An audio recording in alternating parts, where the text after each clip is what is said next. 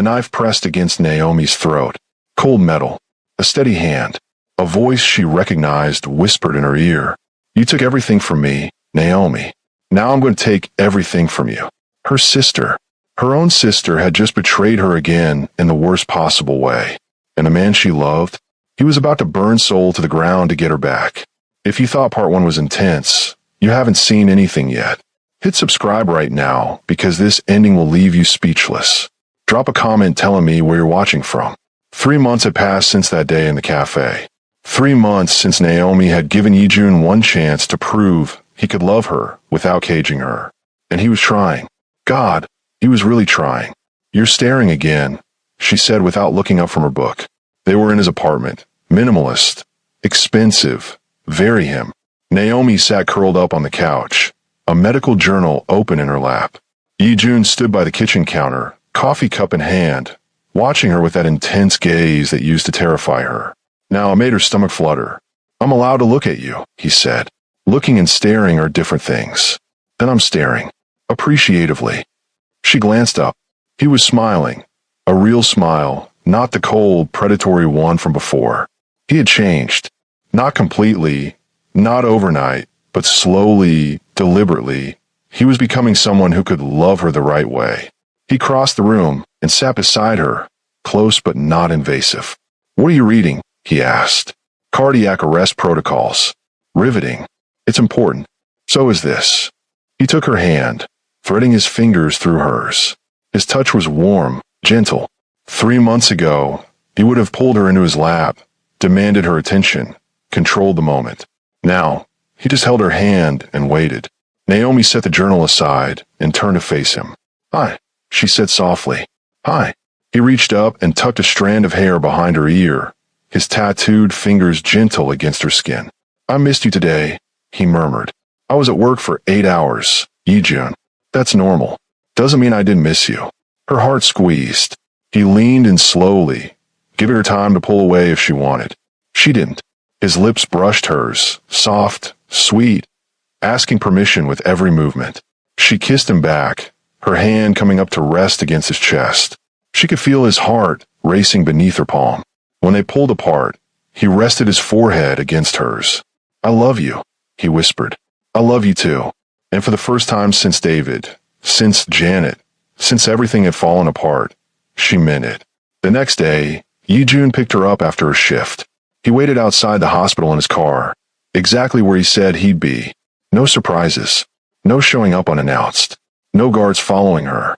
Progress. Naomi slid into the passenger seat, exhausted. Long day, he asked. 3 codes, 2 traumas, and Mrs. Han yelled at me for using the wrong procurement form.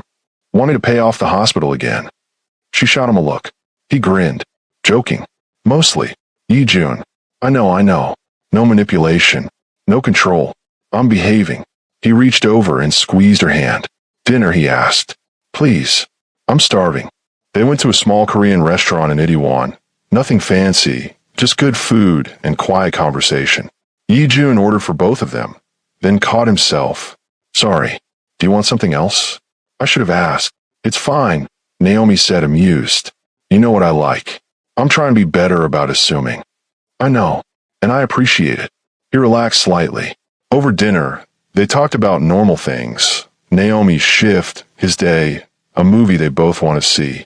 Normal couple things. It felt good. It felt safe. As they left the restaurant, Yijun draped his arm around Naomi's shoulders, pulling her close against the cool Seoul night.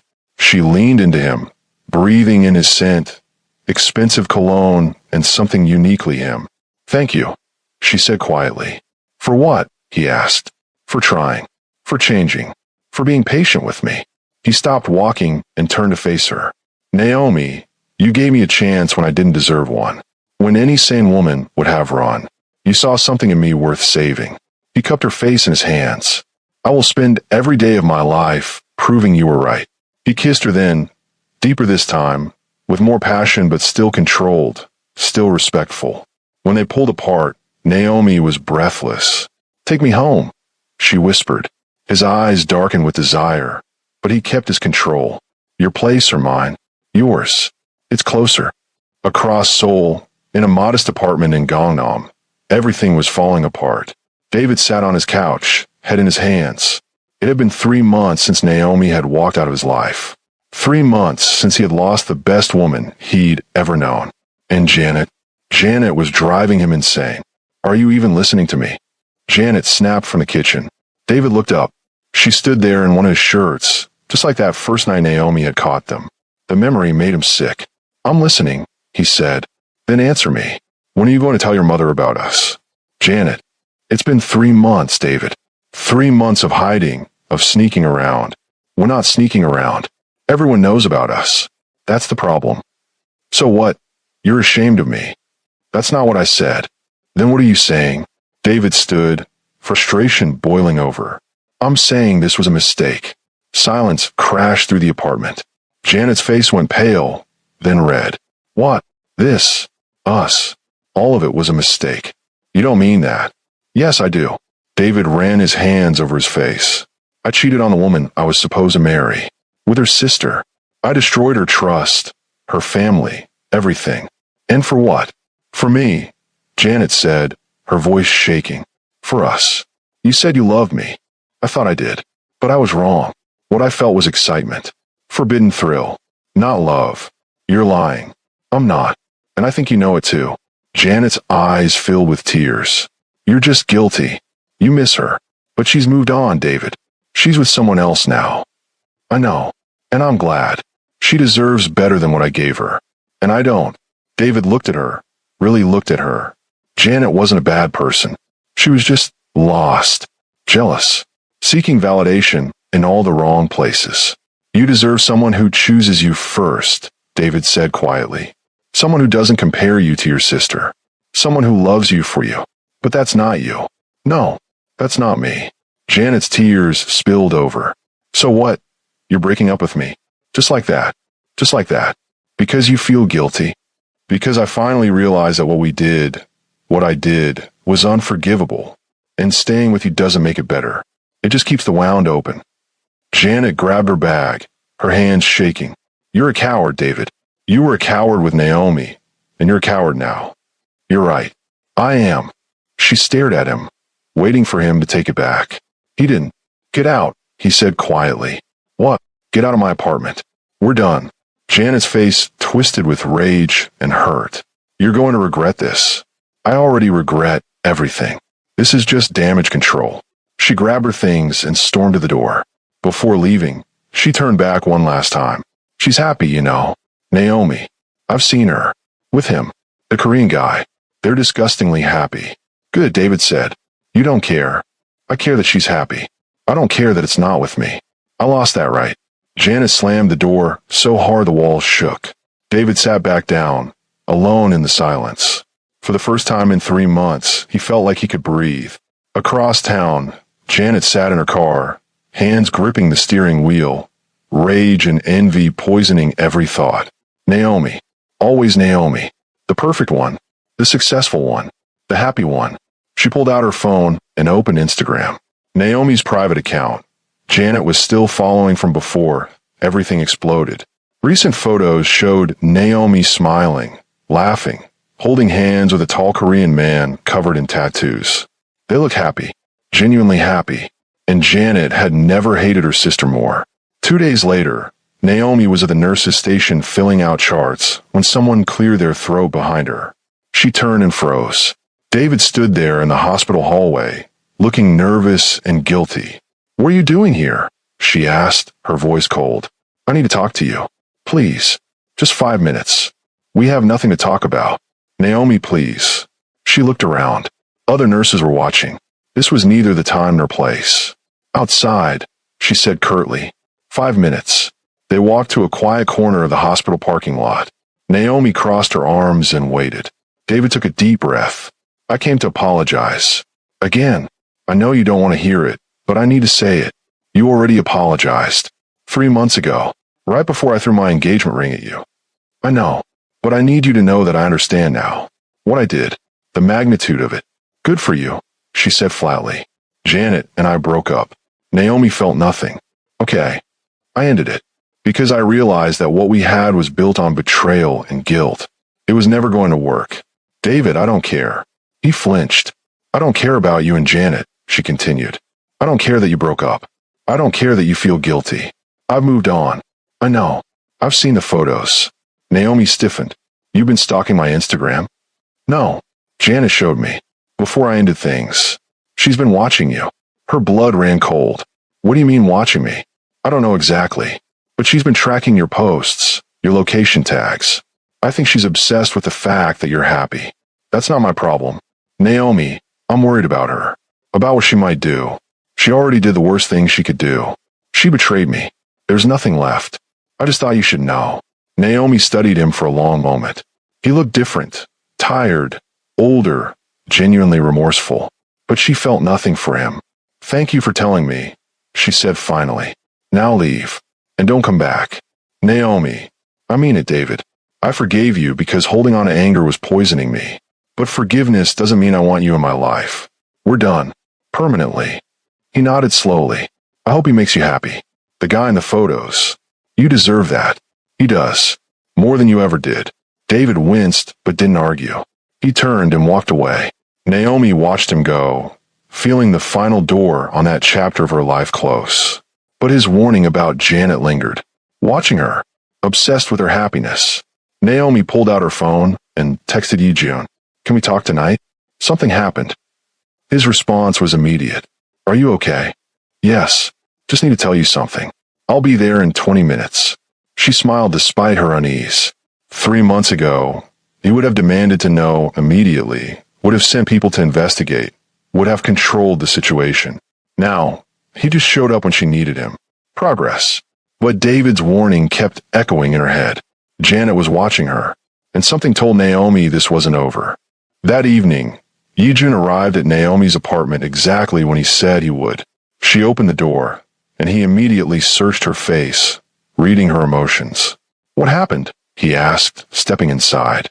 Naomi told him about David's visit, the breakup, and Janet watching her. Yijun's jaw tightened with each word. She's been stalking you. David said she's been tracking my social media. My location tags.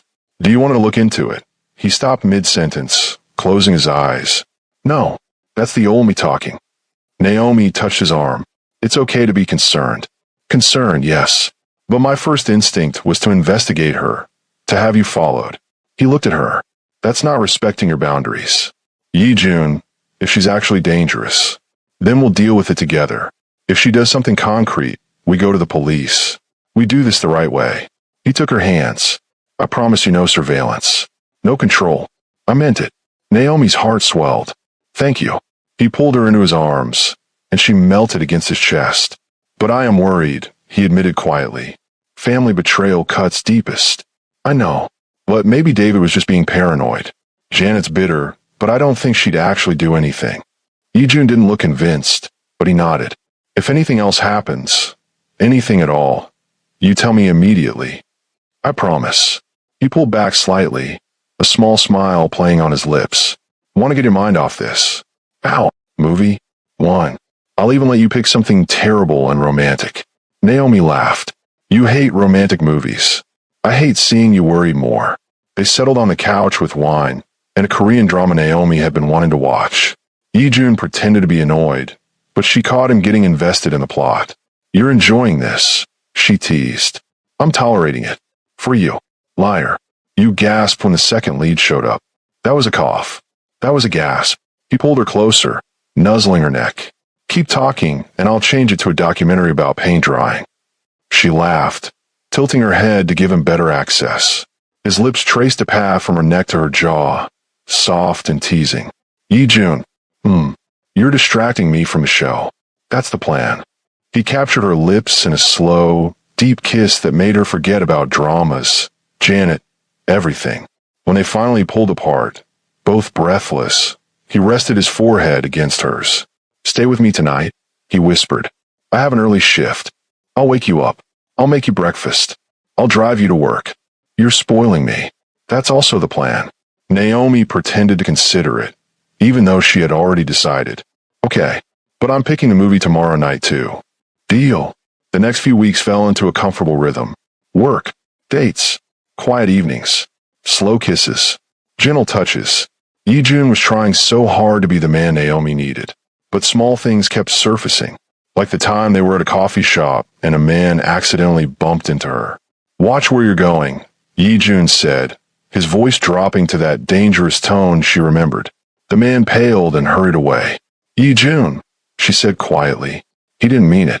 He should be more careful. You scared him." He took a breath, visibly pulling himself back. "You're right. I'm sorry. Old habits." Or the time she mentioned grabbing drinks with coworkers after a shift.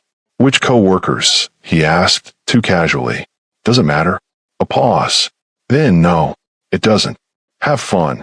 But Naomi saw the tension in his jaw, the way his hands clenched briefly before relaxing. "Yi-jun, I'm trying, Naomi. I am. But sometimes the thought of you out there without me." He stopped. "I know it's irrational. I know you're not mine to control. But the feeling doesn't just disappear." Naomi appreciated his honesty.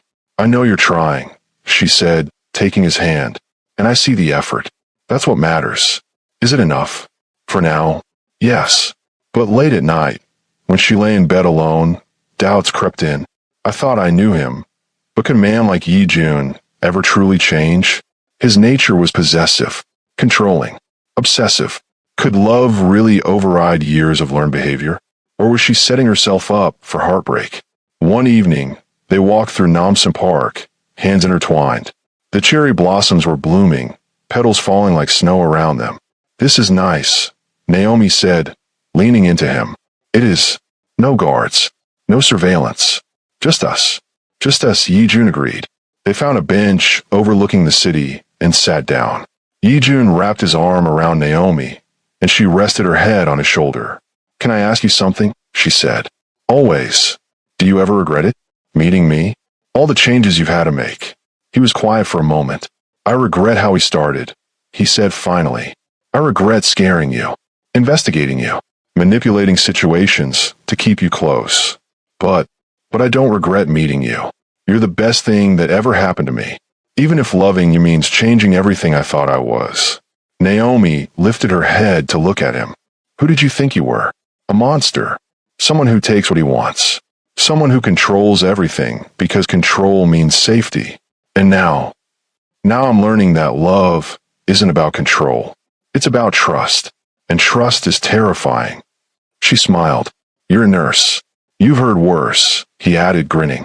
"Doesn't mean you should curse in front of me." He leaned down and kissed her, soft and sweet. "I love you," he murmured against her lips. "I love you too, even with all my complications. Especially with your complications. They make you human." Something shifted in his expression. Vulnerability mixed with hope. "I'm going to mess up," he warned.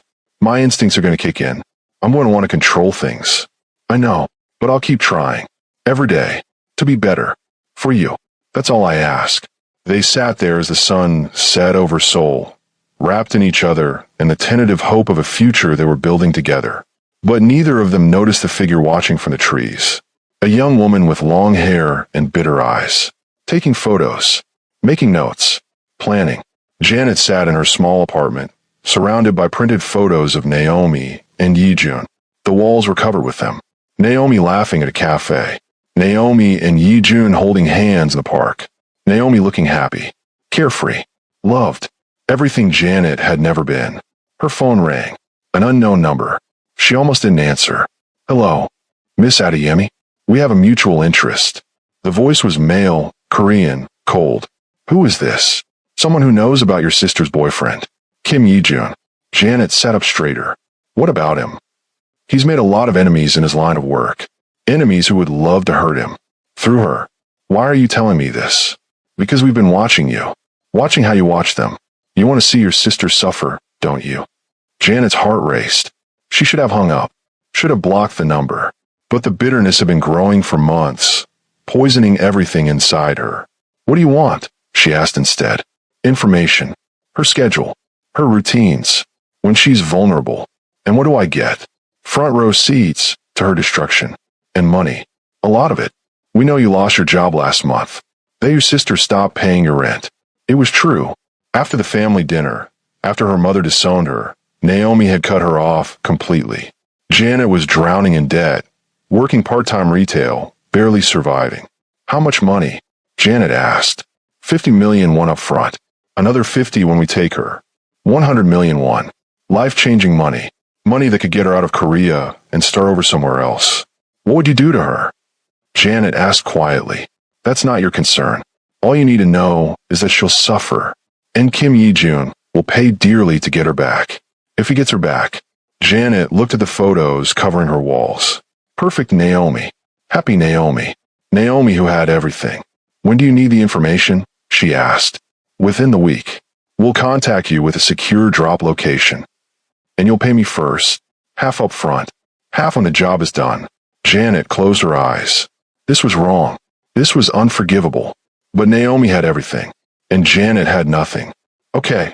Janet whispered. I'll do it. Smart choice. We'll be in touch. The line went dead. Janet sat in the silence, her hands shaking. She knew this was crossing a line she could never uncross, but the bitterness had consumed her completely. She picked up her phone and opened her notes app. Naomi's work schedule, Monday through Friday, 7 a.m. to 3 p.m. Sometimes works late. Takes lunch at noon in the hospital cafeteria or at the cafe across the street. Home address, apartment in 81, 3rd floor. Usually arrives home around 4 p.m. on weekdays. Regular spots, cafe near hospital, Namsan Park on weekends, Yi-jun's apartment in Gangnam, address unknown to me. She walks to her car alone after shifts. Parks in a hospital garage, level 2, near the stairwell. She typed it all out and saved it. Tomorrow, she would send it. Tomorrow, she would betray her sister in the worst possible way. Over the next 2 weeks, strange things started happening. Small things, easy to dismiss. Naomi felt watched when she left work. She found her car, door unlocked when she was certain she had locked it. One afternoon, a coffee appeared on her break room table with her exact order, even though she hadn't ordered anything. I'm probably just paranoid, Naomi said to Yi-jun one evening. They were at his apartment, cooking dinner together. Because of Janet? He asked, chopping vegetables with precise movements. Maybe. David's warning got in my head. Trust your instincts. If something feels off, it probably is. But I don't have proof. Just feelings. Yi-jun set down the knife and turned to face her. Your feelings matter. If you feel unsafe, we can. Can what? You promised no surveillance. I know. And I meant it. But there are other options. You could vary your routine. Park in different spots. I could pick you up from work. That feels like letting fear control my life. Or it's being smart about your safety. Naomi sighed. Let me think about it. He pulled her into a hug. Whatever you decide, I support you. 3 days later, things escalated. Naomi came home from work to find her apartment door slightly ajar. Her heart stopped. She knew she had locked it. She called Yi-jun immediately. Don't go inside, he said. I'm calling the police, and I'm on my way. The police arrived first. They searched the apartment, while Naomi waited in the hallway with a neighbor. Nothing appears to be taken, one officer said. But someone was definitely here. Drawers opened. Things moved. Did they take anything valuable? Not that we can see. Do you have any enemies? Anyone who might want to scare you? Naomi thought of Janet. Maybe. My sister and I, we had a falling out. The officer took notes. We'll file a report. I recommend changing your locks and installing a security camera. Yi-jun arrived as the police were leaving. He immediately pulled Naomi into his arms. Are you okay? I'm fine. Just shaken. You're staying with me tonight. Yi-jun, I'm not asking. Someone broke into your home, Naomi. You're not staying here alone. For once, she didn't argue. She packed a bag, and they left together.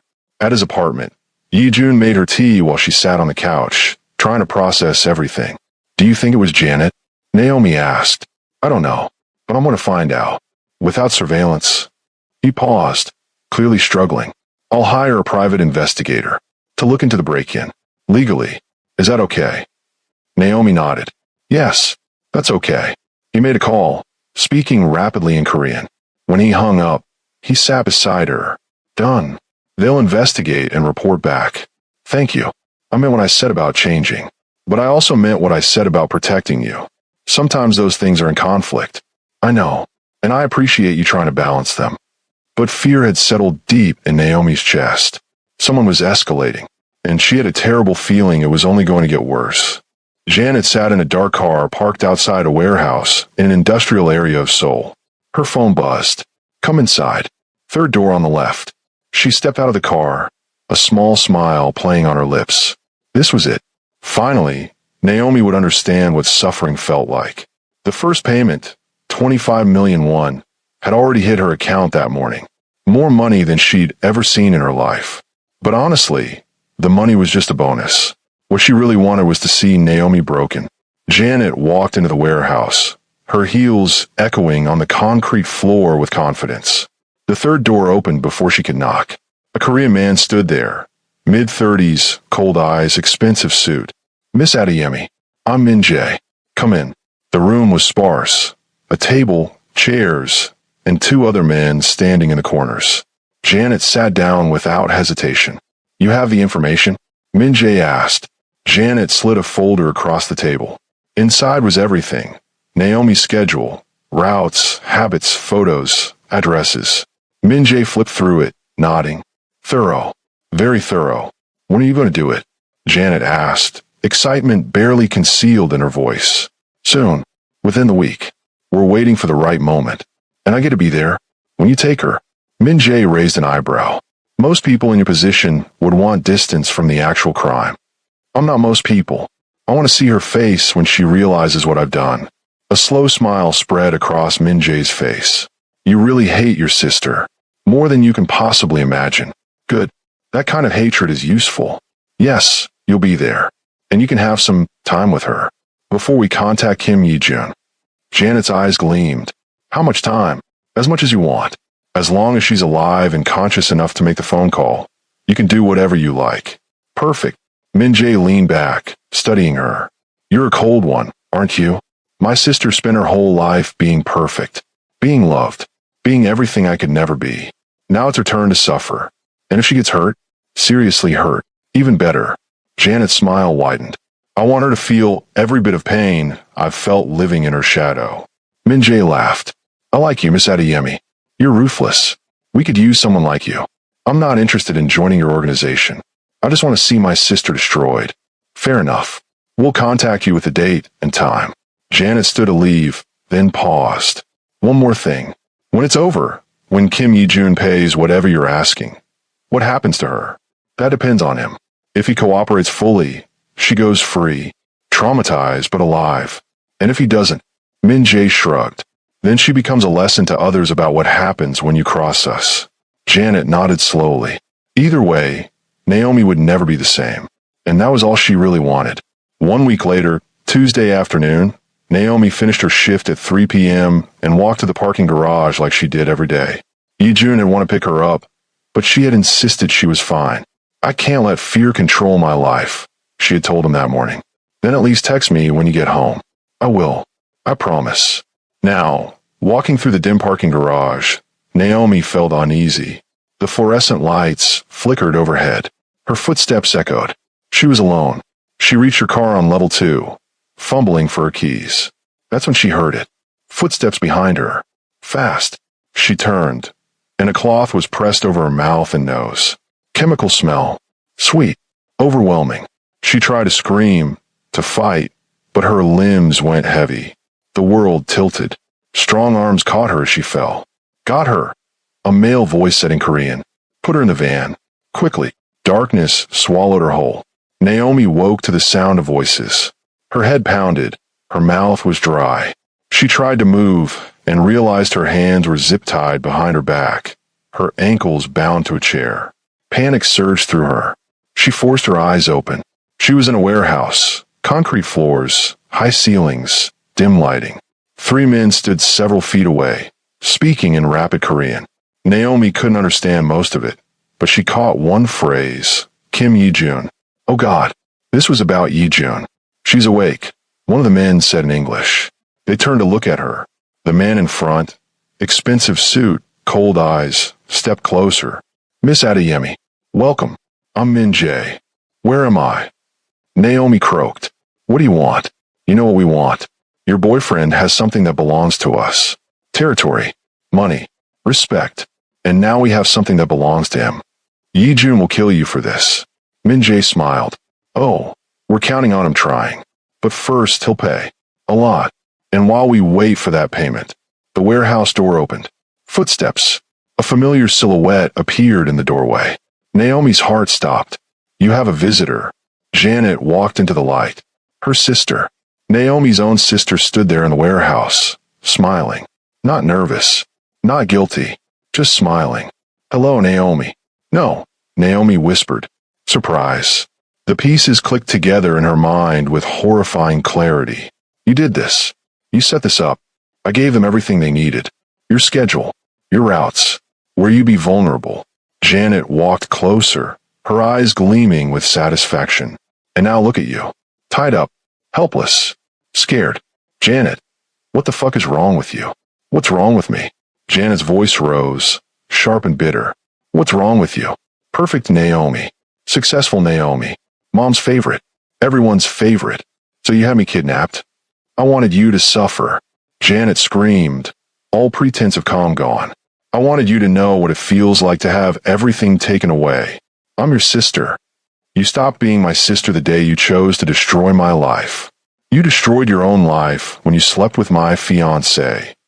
Janet's face twisted with rage. Then she lunged forward and slapped Naomi across the face. Hard. The sound echoed through the warehouse. Naomi's head snapped to the side, pain exploding across her cheek. But Janet wasn't done. She slapped her again. And again. You. Ruined. Everything. Each word punctuated with a hit. That's enough. Min-jae said, amused. Save some energy. We have a long night ahead. Janet stepped back, breathing hard, her hand red from hitting Naomi. But her eyes, bright with satisfaction, revealed that she was enjoying this. God, that felt good, Janet said, flexing her fingers. Do you know how long I wanted to do that? Blood trickled from Naomi's split lip. Her face burned. She refused to cry. You're sick, she said quietly. I'm sick. Janet laughed. You're the one who had me thrown out of the family, who cut off my money, who made sure everyone knew what I did. You deserved all of that, and you deserve this. She grabbed Naomi's hair, yanking her head back. Look at me, Janet hissed. Look at me and see what you created. This is your fault. If you'd just forgiven me, if you just moved on, none of this would be happening. If I'd forgiven you, you'd still be a terrible person. I just wouldn't know it yet. Janet's grip tightened painfully. I'm going to enjoy watching you suffer, watching him pay everything he has for you. And then, she leaned in close. When this is all over and you're traumatized and broken, you'll finally understand what I felt every day of my life. She shoved Naomi's head forward violently. Naomi gasped as pain shot through her neck. Min-jae watched the entire exchange with interest. You two have serious issues. She ruined my life, Janet said simply. And now you're ruining hers. Poetic. He checked his watch. We should contact Kim Yi-jun. Let him know what we have. He pulled out a phone and took a photo of Naomi, her face bruised, lip bleeding, terror in her eyes. Then he turned the camera to video. Tell him you're alive, he ordered. Naomi stayed silent. Janet walked over and grabbed her face, squeezing painfully. Do what he says, sister dear. Unless you want me to get creative. The malice in Janet's eyes was real. This wasn't an act. She genuinely wanted to hurt her. I'm alive, Naomi said to the camera, her voice shaking. Tell him you're unharmed, Min-jae said. Naomi looked directly into the camera. Don't give them anything. Don't come. Janet struck her again, harder this time, snapping her head to the side. Try that again, Min-jae said calmly. Unharmed, Naomi lied, tasting blood. Good enough. Send it. The message was sent. At 4:15 p.m., Yi-jun's phone buzzed with an unknown number. He answered without hesitation. Kim Yi-jun. Who is this? Someone who has something you want. His blood ran cold. Where is she? Safe. For now. We want 2 billion won in the Hongdae territory. You have 48 hours. If you hurt her, you'll what? The voice interrupted smoothly. We both know you'll do exactly what we say. Unless you want her returned in pieces. The line went dead. A photo appeared on Yi-jun's phone. Naomi, tied to a chair, her face already bruising, blood at her lip. Something inside him snapped. Then a video loaded. Naomi's face filled the screen, red marks blooming across her cheeks. I'm alive. I'm unharmed. The lie was unmistakable. She was already hurt. The video cut off. Yi-jun's office erupted. He swept everything off his desk, laptop, papers, glass shattering against the wall, then grabbed the desk itself and flipped it.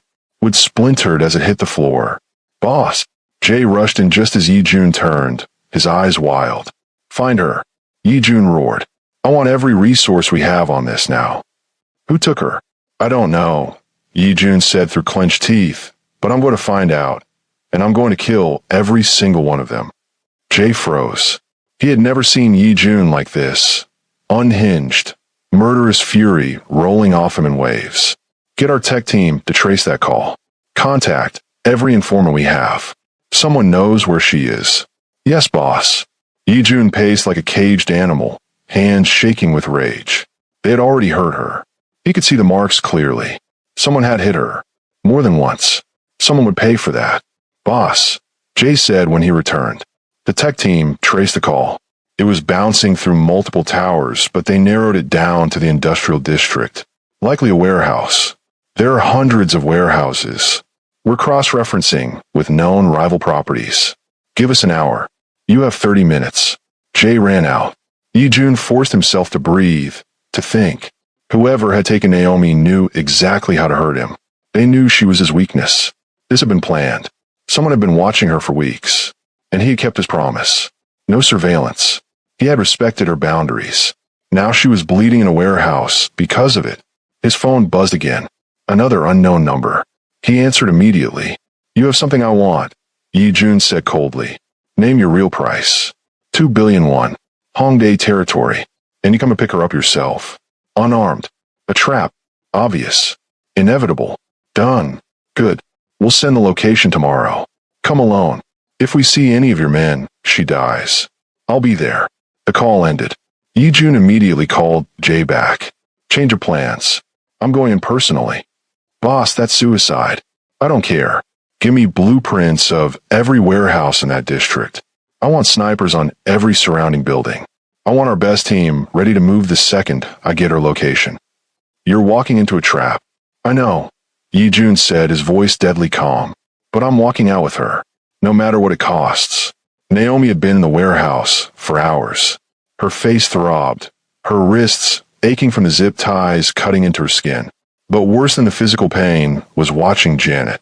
Janet sat on a nearby crate, scrolling through her phone, occasionally glancing up and smiling at her like this was all some kind of entertainment. Stop staring at me, Naomi said. What? Janet replied lazily. I'm enjoying the view. You look pathetic. Janet, please. You can still stop this. Stop this. Janet stood and walked over to her. Why would I stop this? This is the happiest I've been in months. She crouched in front of Naomi, studying her face closely. Does it hurt? Naomi didn't answer. Janet reached out and pressed a finger against the bruise on Naomi's cheek. Naomi gasped as pain shot through her. Good, Janet said softly. I want it to hurt. I want you to remember this feeling forever. You're insane.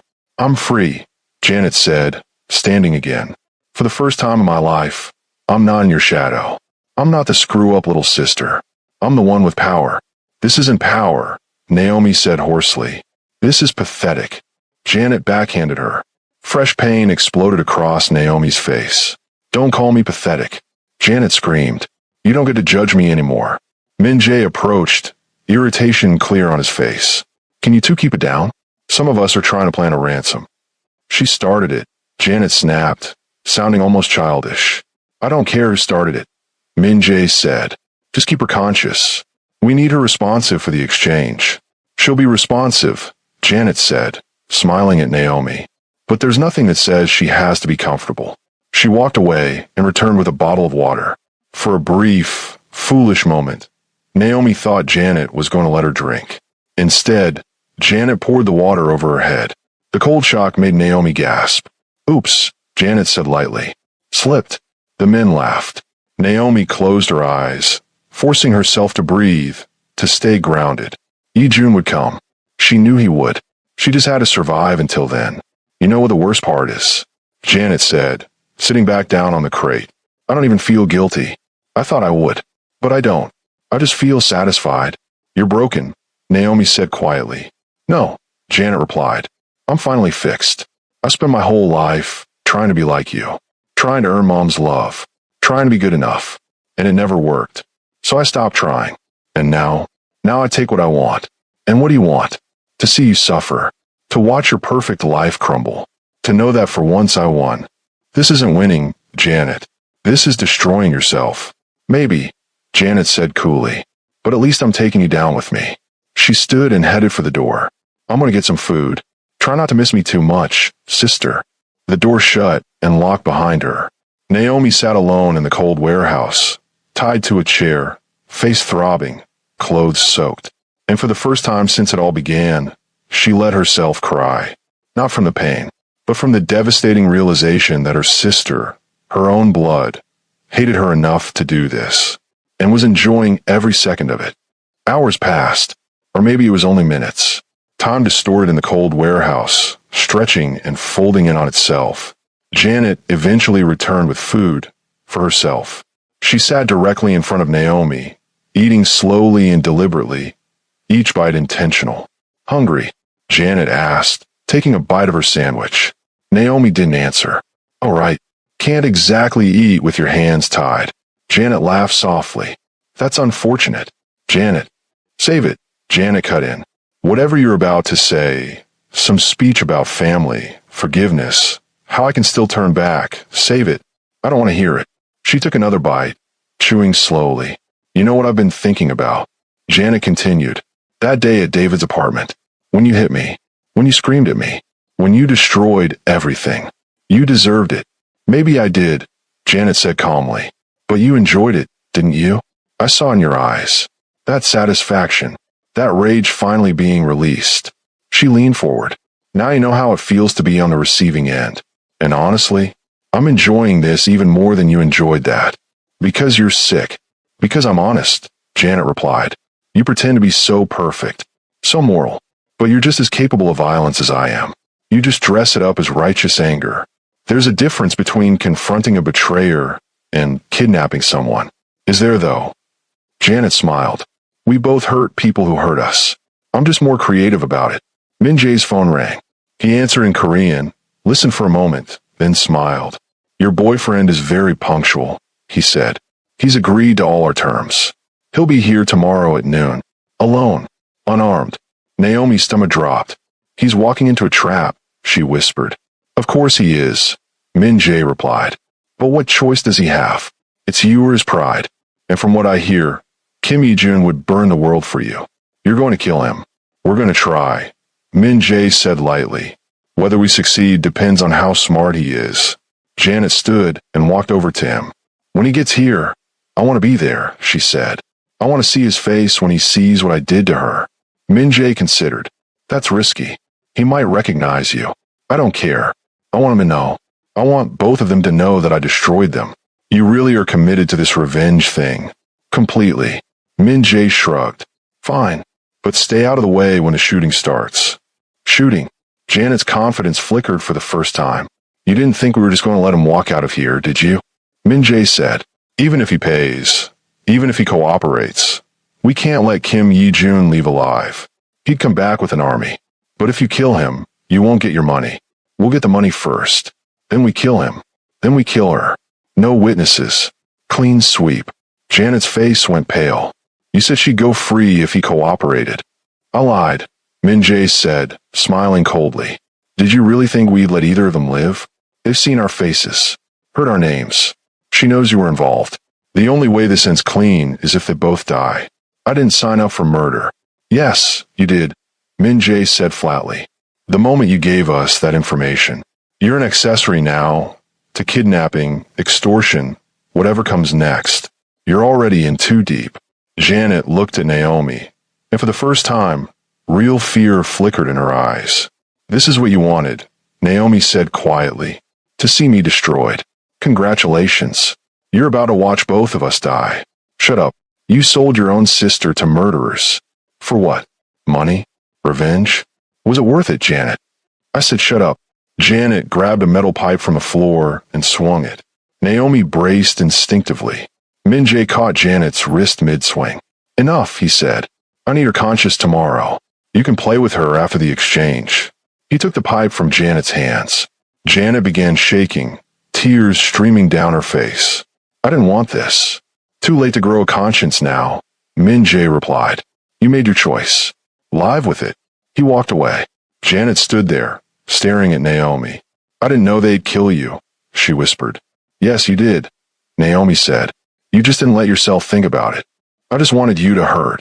Well, mission accomplished. We're both going to die tomorrow because of your jealousy. Janet sank to the floor, burying her face in her hands. I'm sorry. No, you're not, Naomi said. You're just scared. There's a difference. Janet looked up, mascara streaking her face. I hate you so much, she said shakily, but I don't want you dead. At midnight, Yi-jun stood in his office, surrounded by his most trusted men. A map of the industrial district covered his desk, several warehouses circled in red. We've narrowed it to 3 possible locations, Jay said, pointing. All owned by shell companies connected to the J-Dragons. The J-Dragons, Yi-jun repeated, his voice dangerously calm. Min Jae's crew. You know them. We've had conflicts before. Over territory. Money. They've been looking for a way to hurt me for years. And now they have it. Yi-jun stared at the map, jaw clenched. How many men does Min Jae have? At least 20. Possibly more. They're well armed and expecting trouble. I'm trouble, Yi-jun said. I'm going to kill every single one of them. Boss, even if we get her out, starting a war with the J-Dragons. I don't care about war, Yi-jun said. I care about getting Naomi back alive. He turned to his team. Tomorrow at noon, I'll walk in alone as instructed, but I won't be unarmed. They'll search you. Not well enough. Jay, I need the smallest weapon you have. Something they'll miss. I have a ceramic blade, Jay said. 3 inches. Fits inside a belt buckle. Perfect. I'll also need a wire. Communication. Undetectable. We have microfilament earpieces. Virtually invisible. Good. While I'm inside, I want sniper teams on every building with line of sight. The moment I have Naomi, the moment I give the signal, I want suppressing fire on every exit. That's a lot of firepower in a civilian area. I want overwhelming force. Yi-jun interrupted. I want them too busy running chase us. Another man spoke. What about the money? The territory? Transfer the money. Make it look real. Reverse it the second we're clear. And Hongdae territory? They can have it for 12 hours, Yi-jun said coldly. Then we take it back. With interest. Yi-jun looked around the room. I'm not going to lie to you. This is dangerous. People might die. But Naomi is my line. They crossed it. And I'm going to make sure they regret it. What about the woman who set this up? Jay asked. Our source says Janet Adeyemi was spotted entering the warehouse. Yi-jun's expression darkened. Naomi's sister is there. Apparently, she's the one who gave them all the information. Schedules. Routes. Everything. Rage flashed across Yi-jun's face. Then she's complicit. She's part of this. What do you want us to do about her? Yi-jun was quiet for a long moment. If she's there when we move, if she's armed or poses a threat, handle her the same as the others. And if she's not a threat, then we let the police deal with her. She's Naomi's sister. Naomi gets to decide her fate. Not me. But privately, Yi-jun knew that if Janet had hurt Naomi, if she had laid even one hand on her, he would kill her himself, sister or not. Naomi didn't sleep that night. How could she? By morning, Yi-jun would walk into a trap trying to save her, and they would probably both die. Janet had curled up in a corner of the warehouse, crying quietly. The men ignored her. At sunrise, Min Jae walked over to Naomi. Big day today, he said. Your boyfriend arrives in 6 hours. We've already received half the money. Once he shows up and we confirm he's alone, we get the other half. And then you kill us, Naomi said. Min Jae smiled. Smart girl. I'm actually impressed. Most hostages cling to hope until the very end. I'm a nurse, Naomi replied. I know what death looks like, and I see it in your eyes. Then you know struggling is pointless. Doesn't mean I won't try. I like you, Miss Adeyemi, Min Jae said. Shame you fell for the wrong man. In another life, this might have ended differently. In another life, you'd still be a murderer, Naomi said. And I'd still hate you. Fair enough.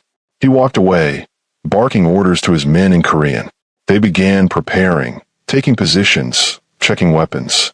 This was really happening. Around 10 in the morning, Janet finally approached Naomi. Her eyes were red and swollen from crying. She looked awful. Naomi, I'm so sorry. Don't. Please let me explain. There's nothing to explain, Naomi said flatly. You sold me out. You collaborated with killers. You hit me, mocked me, enjoyed watching me suffer. What explanation could possibly make that okay? I was angry. So was I, Naomi replied, when you betrayed me with David. But I didn't try to have you killed. I didn't know they were going to kill you. Liar. Janet's face crumpled. You're right, she whispered. I didn't care. All I cared about was making you hurt. Well, congratulations. Mission accomplished. Maybe there's still a way. There isn't, Naomi said. The moment Yijun walks through that door, Min Jae is going to kill him. And then he's going to kill me. Janet sank to the floor beside the chair. I'm so sorry, Naomi. For everything. For David. For this. For being such a terrible sister. Save it for your prayers, Naomi said quietly. Because we're going to need a miracle to survive today. Outside, vehicles pulled up. Min Jae checked his watch. Right on time. Your boyfriend is here. Naomi's heart stopped. Remember, Min Jae told his men in English. Likely for a benefit. Search him thoroughly. Take any weapons. But don't kill him until I give a word. We need him alive long enough to confirm the money transfer. He turned to Naomi. Time to put on a show. Try to look frightened. I don't have to try. He laughed. Perfect. The warehouse door opened. Yijun walked in. He looked exactly like himself. Expensive black suit. Perfectly composed. Dangerous calm radiating from every movement. But his eyes found Naomi immediately, and she saw the rage there. The barely contained fury at seeing her tied up, bruised, bleeding. Naomi, he said, his voice steady but tight. I'm okay, she managed. You're hurt. I'm alive. Min Jae stepped forward. Kim Yijun, thank you for joining us. Where's my money? Business first. I like that. Arms up. We need to search you. Yijun raised his arms without protest. Two men patted him down thoroughly, checking his jacket, pants, shoes. He's clean, one of them said in English. Good, Min Jae replied. Now the money. We received half. Transfer the rest. Yijun pulled out his phone slowly. Show me she's unharmed first. She's right there. You can see her. Show me, Yijun said coldly. Or the money stays where it is. Min Jae considered, then nodded. He walked over and cut the zip ties around Naomi's ankles, then hauled her to her feet. She stumbled, her legs numb from hours of sitting. Yijun's jaw clenched, but he didn't move. She's fine, Min Jae said. A few bruises. Nothing permanent. Now the money. Yijun tapped his phone screen several times. Done. 1 billion won. Check your account. Min Jae nodded to one of his men, who checked a laptop. Confirmed. Payment received. Good, Yijun said. Now let her go. At that moment, Janet stepped out from behind a crate. Yijun's eyes widened slightly. You, he said coldly. Me, Janet replied, trying to sound confident but failing. You set this up. I gave them information. They did the rest. You sold out your own sister. She deserved it. She loved you. Yijun roared, his composure cracking. She sacrificed for you, and you repaid her with this. Janet flinched. You don't understand. I understand perfectly. You're jealous, bitter, weak, and now you're going to die for it. What? Janet's face went pale. You think they're going to let you live? You're a witness. An accessory. The moment this is over, they'll kill you too. No, Min Jae said. Min Jae lied. Yijun said flatly. And you were stupid enough to believe him. Min Jae laughed. He's not wrong. You were a loose end, Miss Janet. Janet backed away, fear flooding her features. You promised. I promised nothing. You assumed. Big mistake. One of the men grabbed Janet's arm. She screamed. Wait, I can still be useful. I can. Shut her up, Min Jae ordered. The man backhanded Janet across the face. She crumpled, sobbing. Despite everything, Naomi felt a flicker of pity. Janet had done this to herself, but she was still her sister. Now then, Min Jae said, turning back to Yijun. Let's talk about what happens next. You let us walk out. You keep the money. Everyone goes home. Tempting. But no. You see, You've caused us a lot of problems over the years. This is about more than money. This is about sending a message. He pulled out a gun. No one crosses the Jade Dragons and lives. Yi-jun didn't flinch. You're making a mistake. Am I? You're unarmed. Alone. Surrounded. I have all the power here. You think I came alone? We've been watching all the approaches. No one followed you. No one you saw. For the first time, uncertainty flickered across Min-jae's face. You're bluffing. Am I? Yi-jun touched his ear. A gesture so subtle Naomi almost missed it. Then all hell broke loose. The warehouse windows exploded. Glass rained down as smoke grenades crashed through, filling the space with thick gray clouds. Gunfire erupted from outside, suppressing fire from multiple directions. Min-jae's men scattered, diving for cover. Ambush, someone screamed. Yi-jun moved instantly. He grabbed Naomi, pulling her against his chest as bullets ricocheted off metal beams. Stay down, he ordered. He reached to his belt buckle and pulled out a small ceramic blade, slicing through the zip ties around her wrists in one swift motion. Can you run? Yes. Then run. When I say go, you run for the east door. My men will cover you. What about you? I'll be right behind you. I promise. More gunfire. More smoke. Men shouted in Korean, scrambling to organize a defense, but Yi-jun's team had caught them completely off guard. Go! Yi-jun shouted. Naomi ran, stumbling through the smoke, her legs screaming after hours of being immobile. Behind her, she heard Yi-jun fighting, the sound of his blade striking, the scream cut short. She reached the east door just as it burst open. Jay stood there, gun drawn. Miss Naomi. This way. He grabbed her arm and pulled her outside. A black van waited, engine running. Get in. Get in. She dove into the van. Where's Yi-jun? She gasped. He's coming. An explosion rocked the warehouse. Flames shot from the windows. No. Naomi screamed. Then she saw him. Yi-jun emerged from the smoke, dragging someone with him. Janet. He'd gone back for her. Janet was screaming, clawing at him, hysterical.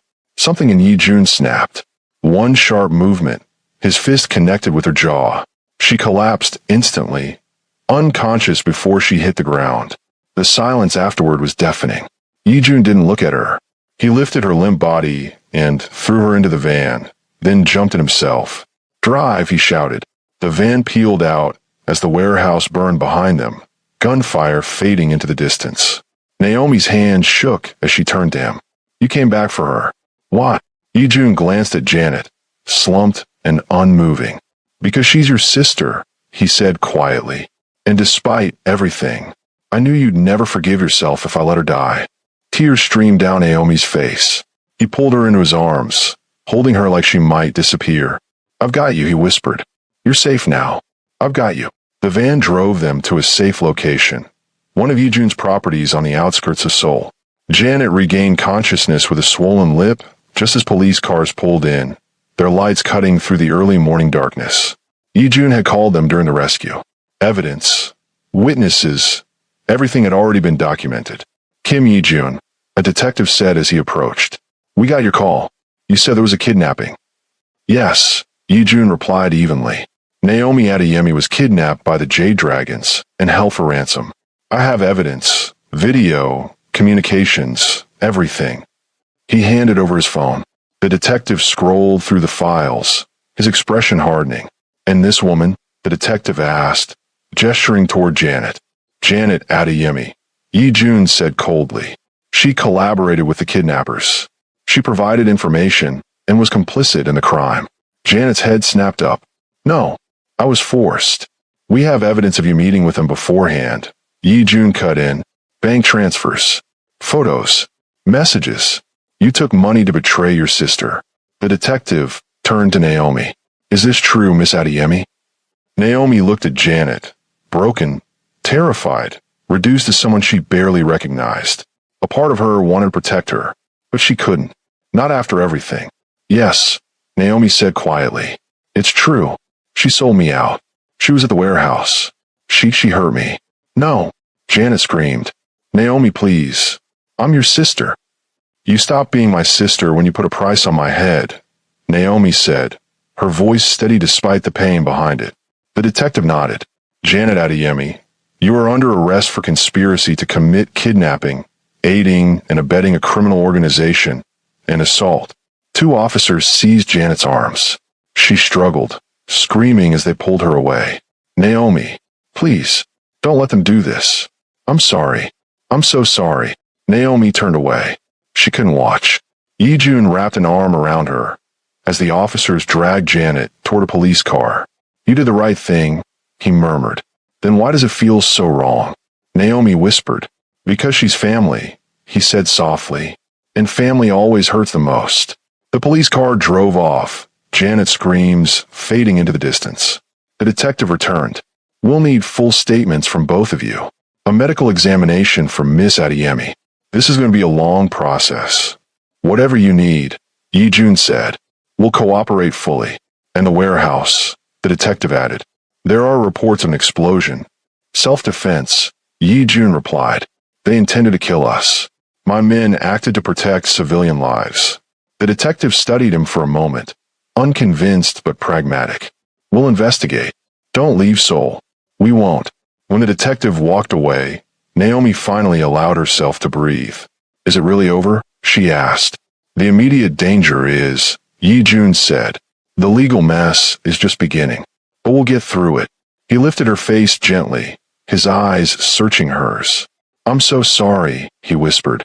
I should have protected you better. I should have. You saved me, Naomi said.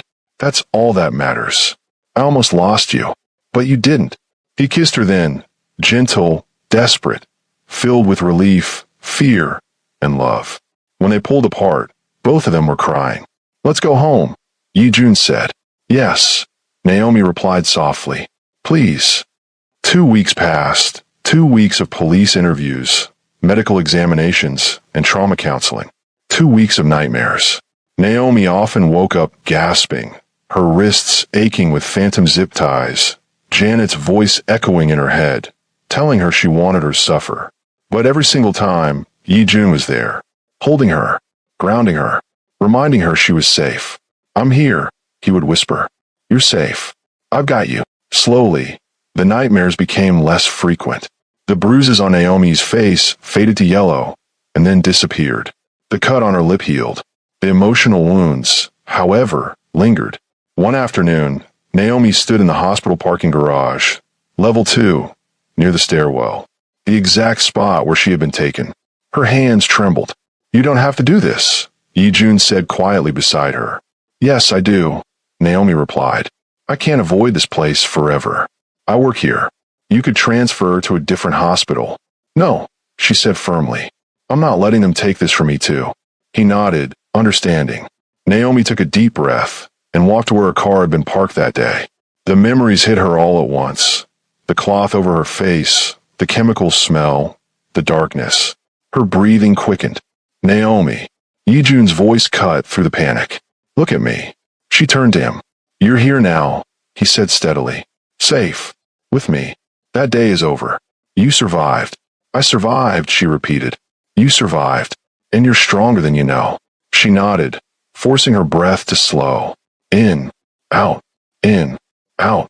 Okay, she said at last. I'm okay. You sure? No, Naomi admitted. But I will be. Yijun took her hand, and together they walked back to his car. Small steps, but steps forward. 3 weeks after the kidnapping, Janet's trial began. Naomi hadn't wanted to attend, but the prosecutor insisted her testimony was crucial. So she sat in the courtroom with Yijun beside her and watched her sister face justice. Janet looked terrible, thin, pale, her eyes hollow. Prison had already taken its toll. When she saw Naomi, she broke down in tears. All rise, the bailiff announced as the judge entered. The evidence was overwhelming.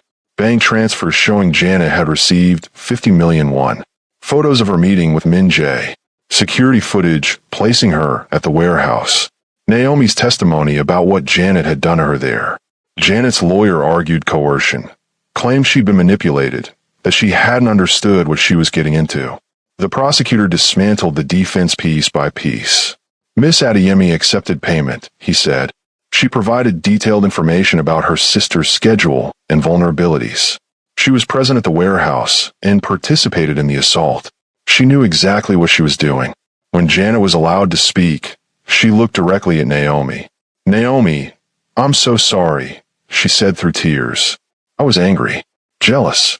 I made terrible choices, but I never wanted you to die. You have to believe me." Naomi said nothing. "Please," Janet begged. "I know I don't deserve forgiveness, but you're my sister, my blood. Doesn't that mean anything?" Naomi stood slowly. "Blood means nothing when you betray it," she said calmly. "You didn't just hurt me.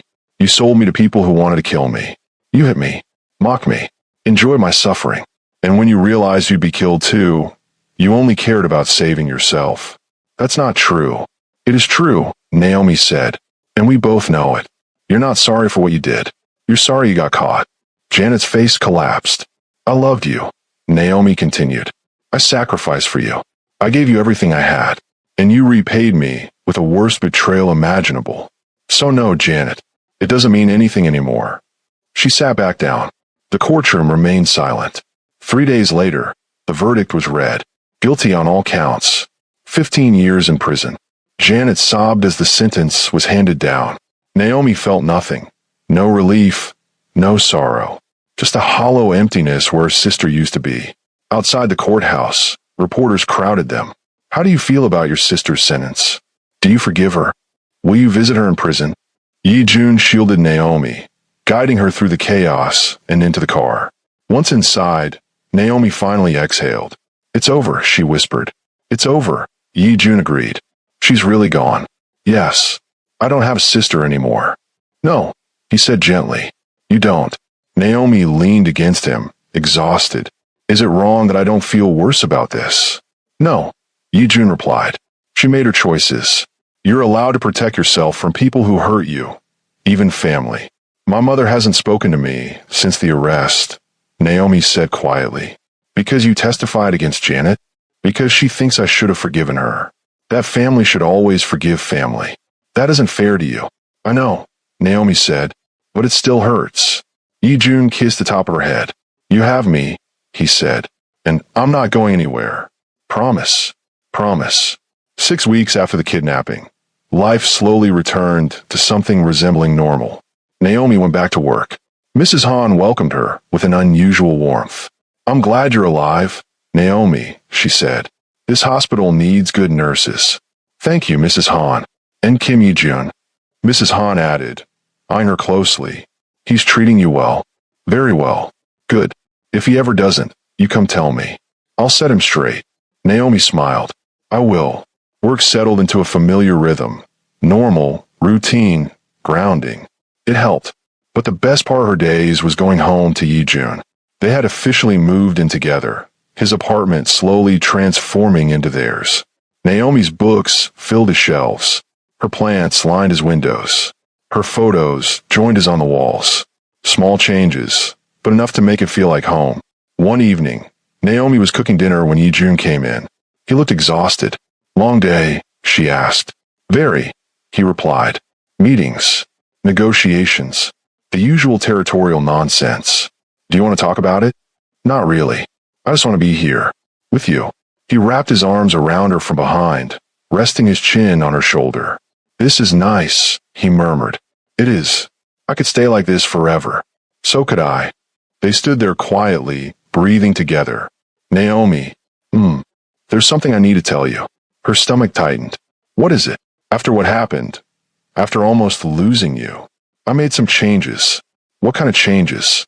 "I'm stepping back," he said. "Not completely. It's not that simple. But I'm delegating, reducing my involvement in the most dangerous parts." She turned to face him. "Why?" "Because I want a future with you. A real future. And I can't have that if I'm constantly in danger. Or putting you in danger." "Yi-jun, I know I talked about changing before.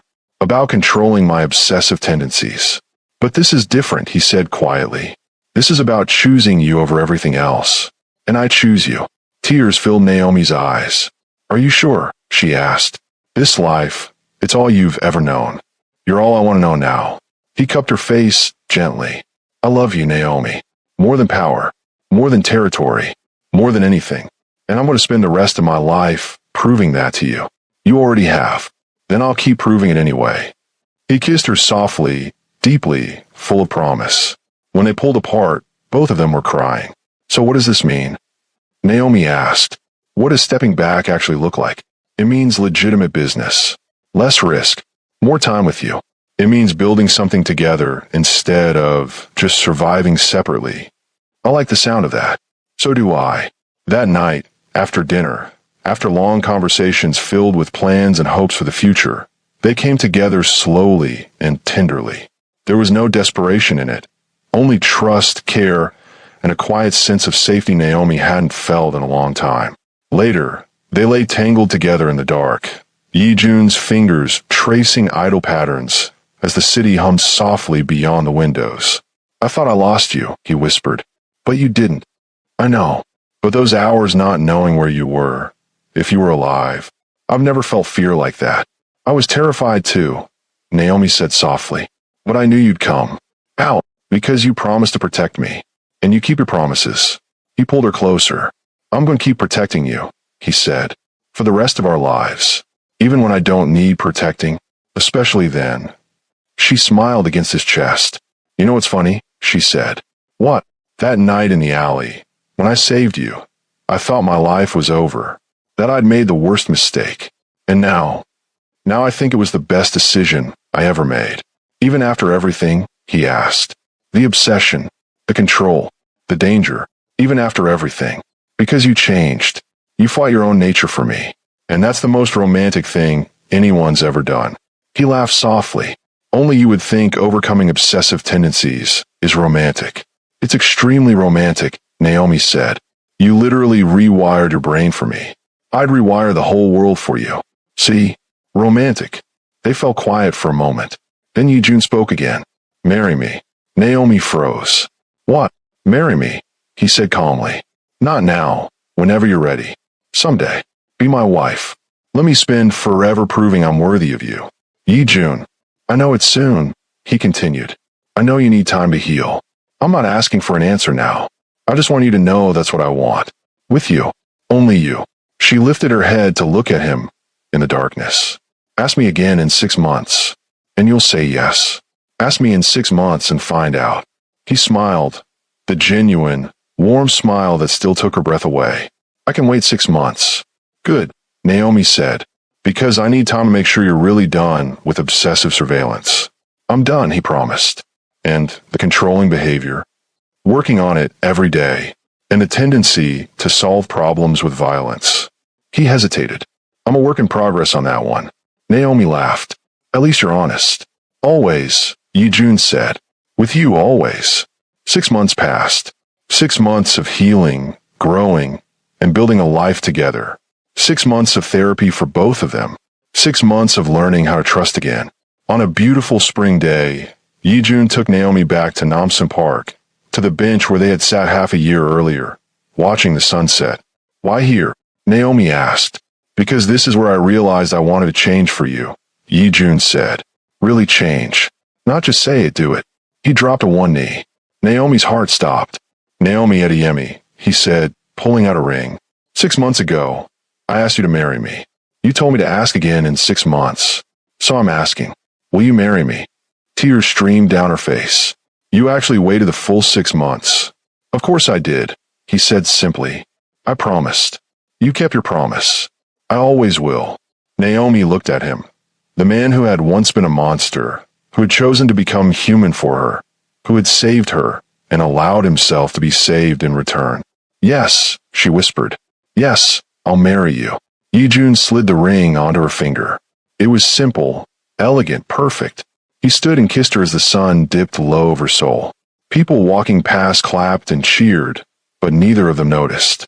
They were too busy holding each other, crying and laughing and kissing, too busy being happy. 1 year later, Naomi stood in a simple white dress, flowers woven in her hair, facing Yi-jun.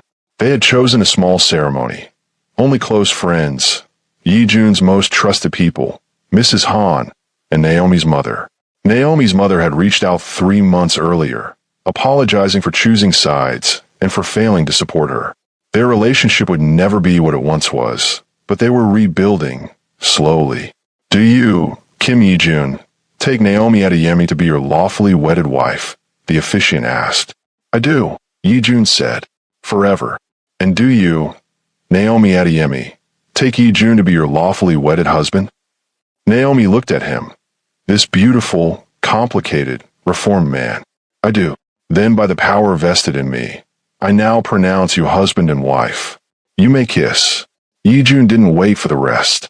He pulled Naomi into his arms and kissed her like air after drowning. The guests cheered. When they finally pulled apart, both of them were crying. I love you. Yi-jun whispered. I love you too. Thank you for saving me that night. Thank you for saving me back. Later, at the reception, Mrs. Han approached them. Congratulations, she said. I'll admit, I wasn't sure you two would make it. Why not? Naomi asked. Because men like him don't usually change, Mrs. Han said, and women like you don't usually take the risk. But we did, Yi-jun said. Yes, she replied with a small smile. You did, and I'm glad I was wrong. She walked away, leaving them alone. Yi-jun pulled Naomi onto the dance floor. Happy? He asked, deliriously. No regrets. None. You. Only that I didn't find you sooner. We found each other at exactly the right time. Maybe you're right. They swayed together as the music played. I thought I knew what love was, Naomi said quietly. But I didn't. Not until you. What is it then? Yi-jun asked. Love. It's choosing someone every day, she said. Even when it's hard. Even when you have to change everything you are to be worthy of them. That's a good definition. I learned it from you. He smiled and kissed her forehead. What do you think happened to them? Naomi asked softly. David. Janet. David's living in Lagos now. Yi-jun said. Engaged from what I hear. Good for him. And Janet. She's in prison. Where she belongs. Do you think I'll ever forgive her? I don't know, he said gently. Do you want to? Someday. Maybe. Not for her. For me. So I'm not carrying that anger forever. Then someday you will, Yi-jun said. When you're ready. And until then, we focus on us. On this life we're building. On being happy. I like that plan. So do I. The song ended, but they kept dancing. Because they had forever now. Forever to be happy. Forever to love each other. Forever to prove that even the darkest obsession could become the purest love. If you were willing to change. If you were willing to fight. If you were willing to choose each other. Every single day. The end. If you watch the story to the end, then you're part of the family. Hit that subscribe button and turn on notifications because stories like this are rare. Drop a comment telling me. Do you believe people can really change for love? Or is obsession always obsession? Thank you for watching this journey from darkness to light, from obsession to love, from broken to healed. Naomi and Yi-jun got their happy ending. And sometimes, that's all we need. See you in the next story.